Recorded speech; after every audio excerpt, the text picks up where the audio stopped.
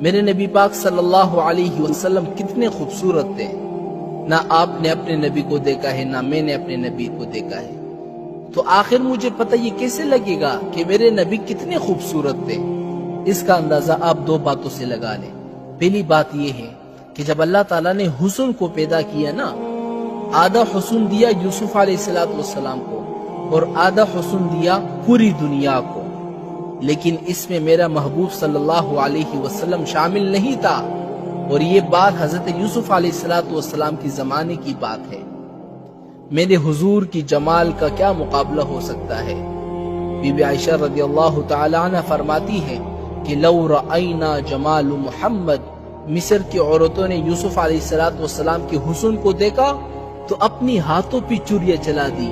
خدا کی قسم، رب کعبہ کی قسم، اگر وہ میرے نبی کے چہروں کو ایک مرتبہ دیکھ لیتی تو خدا کی قسم وہ اپنی دلوں پہ چوریاں چلا دیتی۔ پہلی بات ہو گئی۔ اور دوسرا، آپ اس بات سے اندازہ لگا لیں کہ حضرت جابر رضی اللہ تعالی عنہ فرماتے ہیں کہ بالکل 14ویں رات کا چاند نکلا ہوا ہے۔ آپ دیکھیں نا 14ویں رات کا چاند کتنا چمکتا ہے۔ حضرت جابر فرماتے ہیں کہ میرے دل میں خیال آ گیا کہ آج میں چاند اور حضور کے چہرے کا مقابلہ کرتا ہوں کہ حضور کا چہرہ زیادہ خوبصورت ہے یا چاند زیادہ خوبصورت ہے۔ حضرت جابر فرماتے ہیں کہ میں مسجد نبوی میں آ گیا، حضور بیٹھے ہوئے ہیں اور یمنی چادر اپنے اوپر اوڑے ہوئے ہیں۔ اب میں کیا دیکھتا ہوں؟ کبھی حضور کے چہرے کو دیکھتا ہوں، کبھی چاند کی طرف دیکھتا ہوں، کبھی حضور کے چہرے کی طرف دیکھتا ہوں، پھر چاند کی طرف دیکھتا ہوں، پھر حضور کے چہرے کی طرف دیکھتا ہوں، پھر چاند کی طرف دیکھتا ہوں۔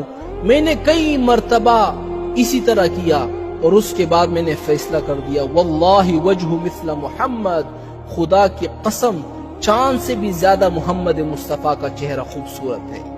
اللہ تعالیٰ کے کروڑوں درود حضور پاک صلی اللہ علیہ وسلم پر، کیونکہ حضور کے چہرے پر جس کی بھی نظر پڑی ہے نا، ہمیشہ اس کا دیوانہ ہوا ہے۔